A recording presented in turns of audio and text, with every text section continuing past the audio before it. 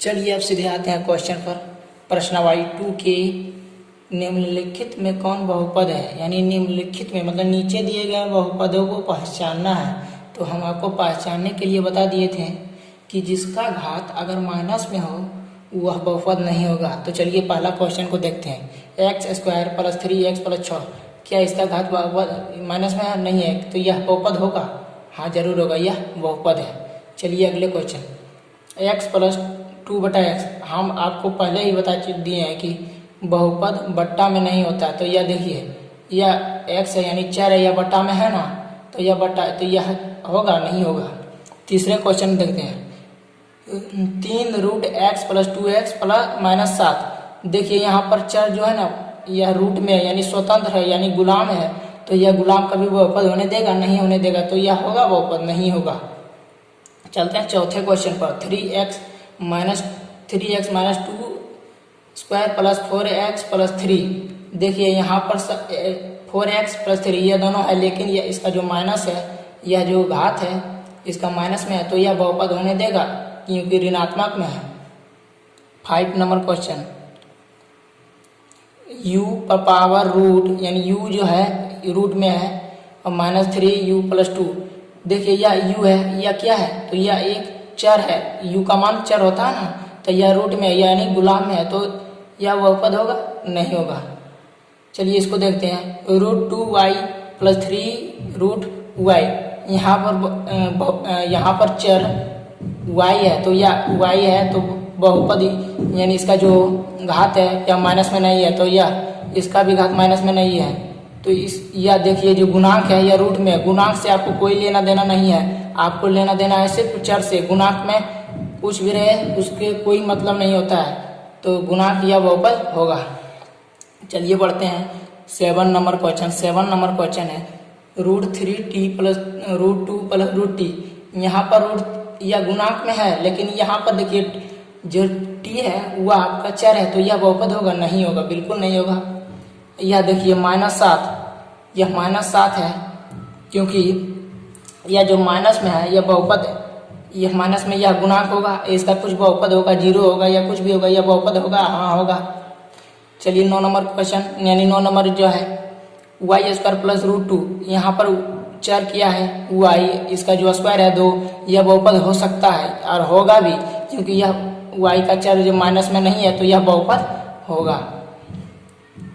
और ये चलिए 10 नंबर है, 4x² माइनस 3x प्लस 7। यहाँ पर 4x² या x यह बहुपद है। क्यों बहुपद है? क्योंकि इसका जो घात है वह माइनस में नहीं है और ना ही इसका चर बट्टा में है। निम्नलिखित में कौन सत्य और असत्य है? तो निम्नलिखित में कौन, चलिए दूसरे क्वेश्चन, निम्नलिखित में कौन सत्य और असत्य? क्योंकि यह सत्य और असत्य बताना है, यह गलत है या फिर सही। तो दूसरा पहला है 9x³ प्लस √5x - 7 वास्तविक संख्या पर है। वास्तविक संख्या तो बता दिए हैं कि वास्तविक संख्या परिमेय और अपरिमेय संख्या के समुच्चय को कहते हैं। यह एक अपरिमेय संख्या, यह भी एक अपरिमेय संख्या, यह इस अपरिमेय संख्या है, तो यह वास्तविक संख्या पर है। तो हाँ है, इसका जब हम आंसर लिखेंगे तो यह इसका जो आंसर होगा सत्य। ठीक है, बढ़ते हैं अगले बी नंबर है 11x² माइनस 16x प्लस 5 पूर्णांक पर है, बहुपद है। यानी पूर्णांक मतलब समझिए पूर्ण अंक, यानी पूर्ण अंक। यहाँ देखिए 11 यह अंक है ना, यह भी अंक है, यह पूर्ण अंक है। हाँ है, पूर्ण अंक है, यह बट्टा में नहीं है, ना ही यह दशमलव में है, तो यह सत्य है कि असत्य? तो इसका जो आंसर होगा सत्य हो जाएगा दोस्तों। सी नंबर क्वेश्चन है, 1/2x² माइनस 3/7x प्लस 3 पूर्णांकों पर बहुपद है। यह पूर्णांकों पर बहुपद है यानी पूर्ण अंक पर। यह पूर्णांकों पर बहुपद नहीं है क्योंकि 1/2 यह पूर्णांक है नहीं है, क्योंकि आधा है, तो यह पूर्ण अंक नहीं होगा, तो यह बहुपद भी नहीं होगा। तो इसका जो आंसर होगा असत्य है। क्या होगा दोस्तों? असत्य।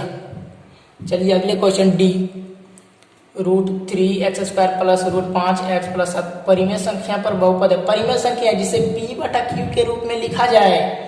यहाँ पर देखिए परिमेय संख्या में जो रूट होता है वह स्वतंत्र मानी जाती है, लेकिन यहाँ पर जो परिमेय संख्या है यह कौन सी संख्या है? √3 कौन सी संख्या है? आपको बताया है पहले, क्योंकि √3 एक परिमेय नहीं है और परिमेय संख्या, तो यह इसका जो बहुपद होगा नहीं होगा। तो यह बात गलत है कि सत्य है? तो यह असत्य है। अब बढ़ते हैं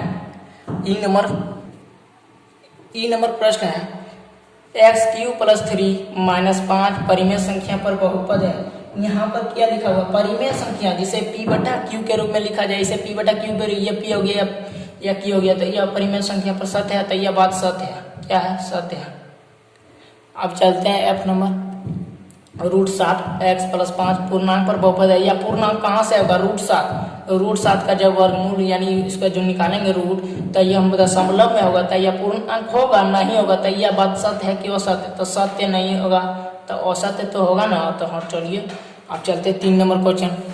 3 नंबर क्वेश्चन है सभी में एक्स स्क्वायर का गुणांक लिखे। एक्स स्क्वायर का गुणांक या एक्स स्क्वायर है गुणांक। जब हम बोल रहे थे पहले आपको कि गुणांक होता है, यहाँ पर देखिए हम बता देते हैं गुणांक 2x², जैसे यह हो गया, तो गुणांक यही है, गुणा करने वाली संख्या को गुणांक कहते हैं, हम आपको पहले ही बता चुके हैं। तो चलिए बात देखते हैं इसका x² का गुणांक क्या होगा। तो इसका जो गुणांक होगा या इसका जो आंसर होगा, यहाँ पर देखिए कुछ नहीं तो 1, कुछ नहीं तो 1, तो इसका गुणांक 1 हो जाएगा। बी नंबर x, यही भी अंतरा इसी है, इसका गुणांक भी यहाँ पर देखिए x² का गुणांक निकालना है। यहाँ पर x² है दोस्तों, नहीं है, तो यह हम बोल सकते हैं 0 या नहीं भी बोल सकते, क्योंकि इसमें x² नहीं है। या 0 होगा? हाँ होगा। चलिए देख लेते हैं पाई बटा 2x² प्लस 2, इसका गुणांक क्या होगा? तो इसका जो गुणांक होगा या पाई बटा 2, क्योंकि यही दोनों ना गुणा कर रहा है इसको, तो इसका जो आंसर होगा पाई बटा 2। चलते हैं अगले क्वेश्चन पर। 4 नंबर क्वेश्चन 4 - x², इसका जो गुणांक होगा हम आपको पहले ही बता दिए हैं। यहाँ पर जो होगा, यहाँ पर कुछ नहीं तो 1 होगा ना, तो 1 होगा, तो यह माइनस में है कि प्लस में? तो यह माइनस में 1, इसका जो आंसर हो जाएगा 6। यह 5 नंबर क्वेश्चन है। यह है सिर्फ 5 का गुणांक निकालना है हमको। 3 का है ना दोस्तों, 5 इसका गुणांक लिखेंगे। यह 6 है, तो इसका गुणांक कुछ होगा नहीं होगा, तो यह 0 है।